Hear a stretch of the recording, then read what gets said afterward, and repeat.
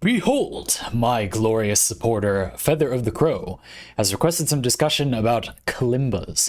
Kalimbas are an instrument. They're an instrument that I play that my first videos were about. There are still, to this day, videos from 5-6 years ago now about playing kalimba, made with my amateurish setup at the time, that have a surprising number of views. I'll let you go find that for yourself. And Feather of the Crow says, a throwback Parley. I'm holding you at gunpoint. What are your 2 cents, or however much Amazon gives you, on kalimbas? This can either be in the form of a continuation of your how to make music on a kalimba videos, the ones I mentioned before, or it can be its own self-contained video. It'll be its own self-contained video. Pretty much what I have to say about these is, it's instrument buildcraft. It's an instrument you buildcraft. Hold on. This right here, this is a small kalimba. This is a little kalimba. As you can see, it's a little thumb piano. You hold it like a little Game Boy, and you go boop, boop, boop, boop, boop, and you flick the little, it's very out of tune. You flick the little things, and it makes noise. This one is obviously really, really cheap. It still does the thing. Kalimbas are a simple thing. You could make your own, maybe. Of course you could make your own. I just mean within reason. You an unskilled person, no offense, I don't know how skilled you are at woodworking, but I, an unskilled person, you could realistically make one. So what's the big deal? Well, the way that a lot of people play these is you wiggle these little tines back and forth, which changes what note they are. And what you can do is not know really anything about music theory. I actually did study music theory a little, and just tune the kalimba to be a scale. And then you don't need to know what notes are like the right notes. You could just kind of play it. And because of how scales work, without getting into it too much, if you alternate sides, you're playing like a third, a fifth, you can go like ba ba ba, that's a chord. It just is a chord. You don't have to know what notes it is. You won't know probably what notes it is. It just will be a chord. All you need to do is go look up a scale and then download a free tuning app on your phone, tune it to be a scale, like be the notes of a scale alternating, and that's it. I mean, you could do it other ways. You could do other things with it, but it's a cool instrument because you can kind of prepare. It can be all preparation, basically. When making builds, when creating synergy playstyles to have fun with, one consideration is how much you want to play and how much you just want to craft a build. This is an instrument that basically lets you turn the act of making music into almost only buildcraft. It can be an instrument that is skillfully played. I'm not trying to say that a kalimba is not an instrument that requires skill. You just have to make a build for it. I'm not saying that at all. Look on the internet at people skillfully, amazingly playing kalimba. That's what inspired me. Looking at them doing that and thinking, wait a minute, hold on.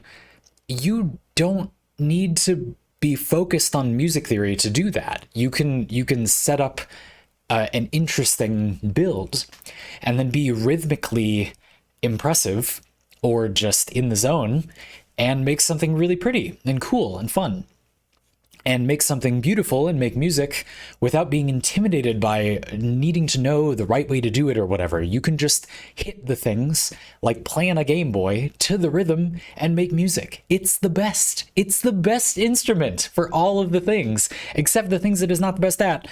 And it isn't really not the best at anything. It's just great. It's a great instrument. They can be cheap, they can be beautiful and relatively expensive, they can be accessible, they can be skillfully played.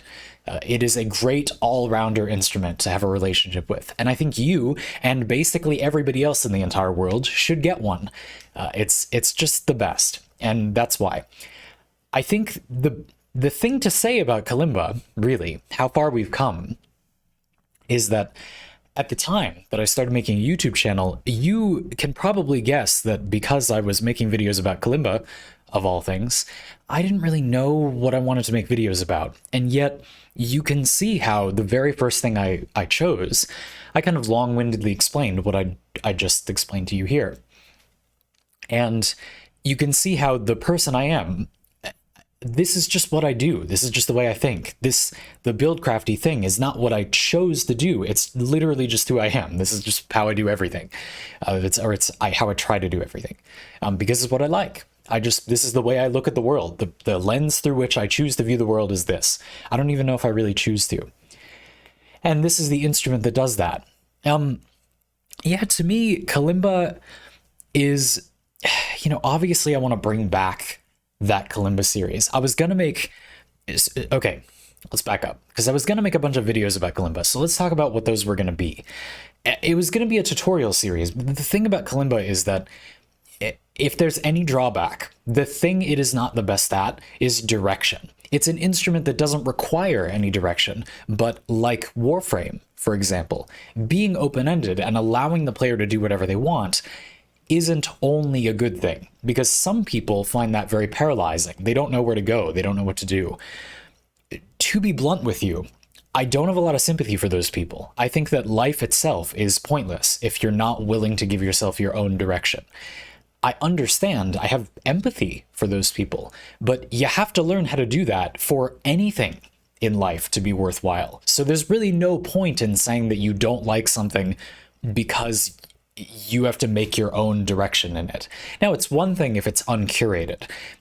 This is not to say that a sandbox game gets off the hook if there's just not much to do and you have to make your own fun. That's not what this is. It's just to say that if there are things to do and you just have to decide and make your own plan, well, for goodness sakes, provided the game doesn't make that obscure. I do think Warframe does make that a little obscure, for example.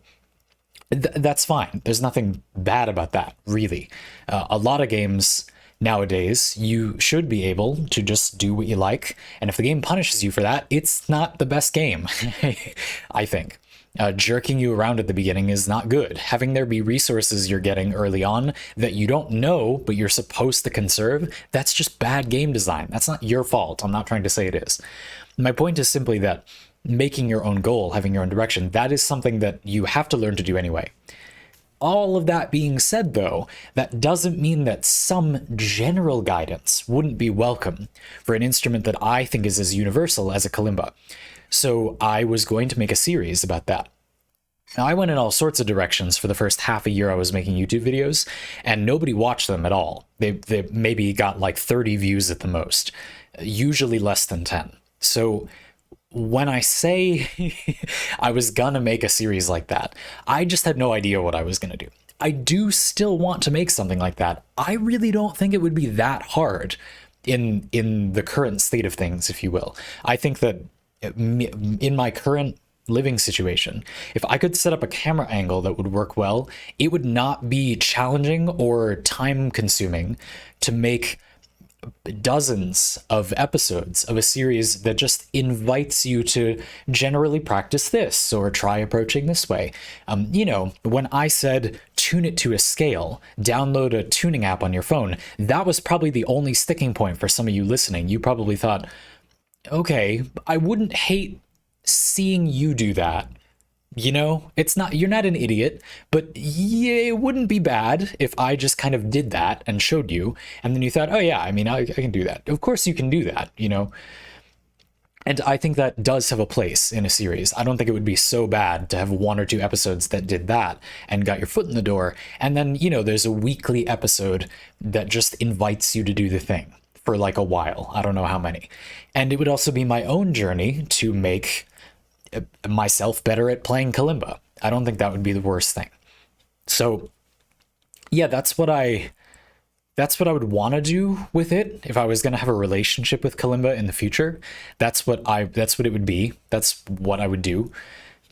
I'm not sure where that would go. There's kind of a floating question here. And you'll forgive me, Feather, I am taking this question in a little bit of a different direction.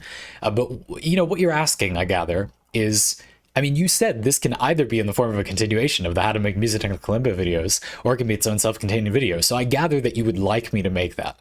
So let's pose a question. The only reason I wouldn't make that would be that there isn't really a place to put it. When we were setting up Witchcraft, my sandwich buildcraft series, we decided to organize it into 8-hour videos. Well, actually, part 3 is 2 4-hour streams, but it's in big blocks. It could have been in a bunch of small blocks. There's really, we could have done that. It would have been harder a little from a logistical perspective. The way I chose to make it was in a lot of ways optimized to be a compromise between, playing to my strengths, but then it wouldn't require any editing. They would just all happen. And at the end of the 8 hours, like it existed in some form. And it was kind of an improvisational thing. You get to see what comes out of me if I just record for 8 hours. But yeah, it could have been a bunch of individual videos. That wouldn't have been hard to organize. It would have just taken longer to record all the individual things because I wouldn't have been recording nonstop and being encouraged to just talk like I am right now. This does make things shorter in a way. It does and it doesn't, but it does push me to just go. You have a thought, like, just keep going. Which is not bad. It's a compromise, a topic for another time.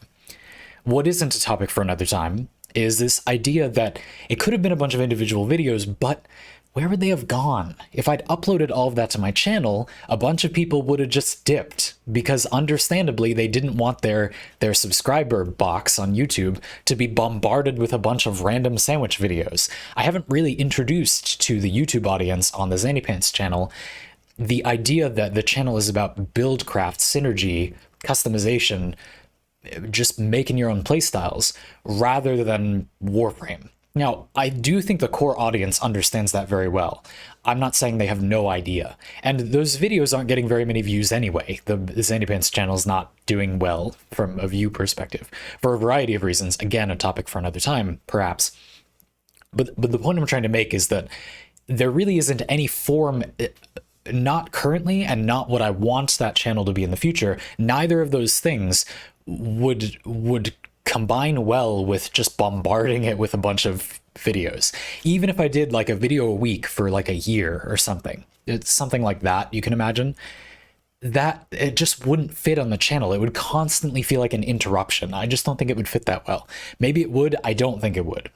So where would it go? You see what I'm trying to say? You see what I'm getting at? And it's not like Witchcraft where you can just block it into one thing. It's not like you could just make it be an 8-hour... I mean, you could, but you see how that's suboptimal? It's, you'd be watching through what would be a year's worth of lessons, because they're kind of lessons. It's like you watch it and then you do the thing. It's like an exercise. It would be... It wouldn't be useless, but it would be inefficient if you were making workout videos, like yoga videos. They're all those channels. My partner and I have at times watched those and done them together. And obviously portioning them into like a 20-minute workout, which is what you're meant to do, is ideal. You could make, just an insane amount of them. You could make 24 of them and put them in an 8-hour video. And you could still use them, but do you see what I'm saying? I don't think I need to convince you more. So it begs the question more than Witchcraft does. For Witchcraft, I said, I'm willing to sacrifice this potentially doing a lot better as its own series of videos because I feel like it's an important pivot point for the Zannypants audience. And overall, I don't think that was a bad decision. I feel like if I'd made it a separate channel, broken it up into individual videos, and then there was just a Witchcraft channel that kind of went on autopilot for like a year, first of all, some of the people who were backing it as Kickstarter supporters would have had to wait a while for their thing to be public. Like, I could have shown them it privately. I could have sent them it privately, but that would be a little weird. It's like some people's things would preview way earlier. And then I wouldn't really be able to follow up on that. I'm not going to do anything like that afterward. Do you see what I'm saying? Whereas the Kalimba thing, it really is like build crafting a video game build, setting up your little thing. It's like the sandwich thing. It's a very loose interpretation of buildcraft. The Kalimba thing is a less loose interpretation of buildcraft. I really do think it is. I wonder if people agree. And so I could follow up on that, but I don't think I can put all those videos on the Zannypants channel. I don't know. And now I'm really taking some liberties with this question, Feather, but I've been meaning to talk about this for a long time. So if you'll forgive me, yeah, there's a question here where, if I got like $1 from every one of the 1,500 core Zandy Pants audience members that still watch things, even though YouTube doesn't send them to anyone, if those people all gave me $1, we could just forget about all this. And if those people say, if I ran a poll and 80% of them said, yeah, just put them up, then I could just do it. And they would do terribly, but it doesn't matter, you see? And so that's a thought I've had before now. This is not a new thing. I was thinking throughout answering this whether I wanted to say this. This is most of what I have to think about it. It's more... I know it's ridiculous, but the kalimba, this little thing that has been sitting behind me this whole time as I play it now and again. I have a few others. I just don't play this one that much. It's more of a proof of concept. Like, you can just get a small one, and while I would recommend that you get one with more keys, this does the job, and it can be like $20, or less. You can start doing it for an extremely small amount of money. Like, you can basically automatically have the instrument. That's the point of that. Not that you would actually keep and play this one a lot. Although, anyway, you get the point. Yeah, there's a part of me that feels like it's emblematic of like how compatible the kalimba videos are with my channel is a good metric for me of how much I'm compromising, whether I feel like I am or not, on what I would make if the algorithm just didn't exist and people just watched my videos and it was sustainable. It just was sustainable, whatever the situation, for me to make what I wanted to make, versus how much, even if I don't feel like I'm focusing on that, how much I am compromising in some way. I'm not saying that kalimba videos are the be all end all for my Zandy Pants YouTube channel. It's just an example. And I've found it to be a useful metric to think, what am I not making that I could? Now, some of this, of course, the delay on just making anything else about builds or synergy or whatever on the Zandy Pants channel, that delay is partially because I think there are currently, I don't know if this is true, but I think this is true. There are currently a lot of people in the Zandy Pants channel audience that could like what I'm going to go on to make, but they don't quite, they're not exactly on the same page yet, but if I put the effort in to get them on the same page, they will be, I think. There's a lot of people there that would be confused if I took no care in making that transition, but if I pay some attention to it, if I put effort into making that transition, I think those people would stay on board. And I care about those. I mean, I want to entertain people. I like showing you things that you enjoy watching and listening to. That is part of why I am doing this. I think that's obvious. And so I do care about not leaving people behind. I'm not a loner who only wants to do my golden ideal of the thing. Like, I want people to come with me. That's why I'm putting effort into doing it this way. I mean, I have to as well, but I like doing that. That's why I thought this was a good job fit for me. So yeah, I think that's what I have to think. Those things. That's what I have to say. Most of what I think about kalimbas has to do with